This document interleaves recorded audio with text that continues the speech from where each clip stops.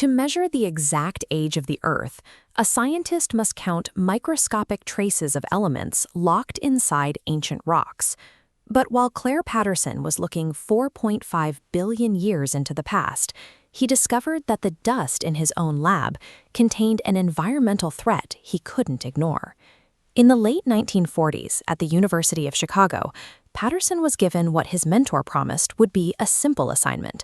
He was to develop a technique to measure lead isotopes in igneous rocks, providing a new way to date the planet. This diagram illustrates radiometric dating. Uranium decays into lead at a steady, predictable rate. By measuring the ratio of uranium to lead within a rock, researchers can use the decay as a geological timer to calculate exactly when that rock formed. The math was proven, but Patterson's experiments failed for years. Every time he analyzed a sample, his instruments reported massive, impossible quantities of lead. The rocks appeared to be older than the universe itself. He tracked the contamination and found it was coming from everything he touched. It was in the air of the building, the fibers of his clothes, and the natural oils on his skin. Patterson's inability to keep his samples clean indicated that lead was no longer just a localized nuisance.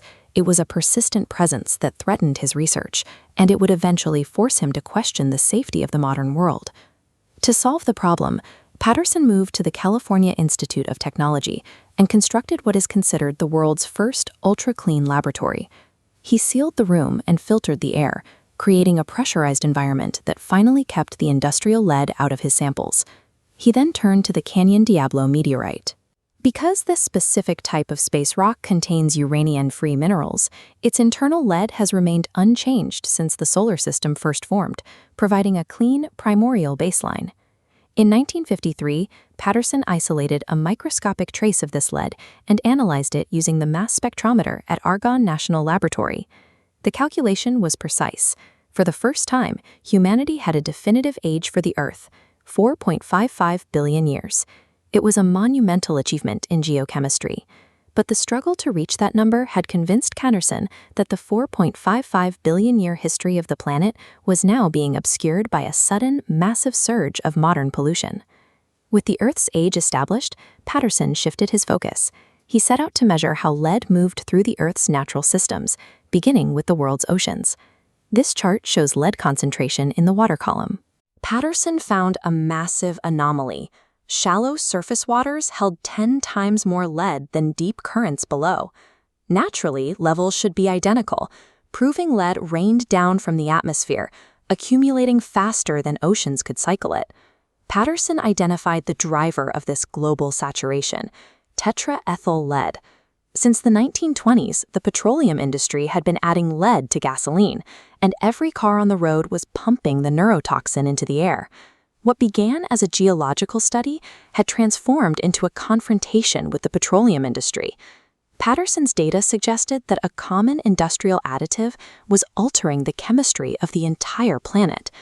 To prove the pollution was man-made, Patterson needed to see the atmosphere before the 1920s. He traveled to Greenland and Antarctica to drill for ice cores, frozen records of snowfall that had trapped atmospheric particles for thousands of years. The ice core data confirmed his theory. There were minor spikes during the height of the Roman Empire, followed by a massive, unprecedented explosion of lead beginning in 1923. The petroleum industry reacted immediately. They attempted to discredit Patterson's findings and withdrew his research funding. Industry experts like Robert Kehoe testified that the lead levels Patterson measured were natural, arguing that because lead exists in the Earth's crust, finding it in human bodies was normal. Kehoe's definition of natural was based on a modern population that was already breathing leaded exhaust. To prove the industry was wrong, Patterson needed a final baseline from a human population that lived before the industrial age. Patterson sourced 1,600-year-old skeletons from ancient Peruvian burial grounds. He compared the lead levels in their bones to those of modern Americans.